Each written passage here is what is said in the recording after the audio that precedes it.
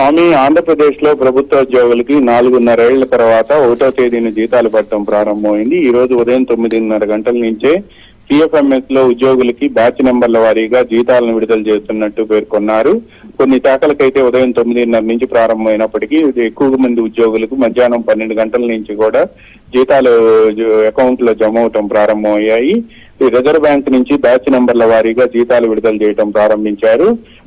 ఈ జీతాలు విడుదలకు సంబంధించి 1వ తేదీనే జీతాలు పడినట్టు మొబైల్స్ కి ఉద్యోగులకి బ్యాంకుల నుంచి మెసేజ్లు రావడంతో కొంతమంది ఆశ్చర్యపోయారు, మరి కొంతమంది ఆనందం కూడా వ్యక్తం చేశారు.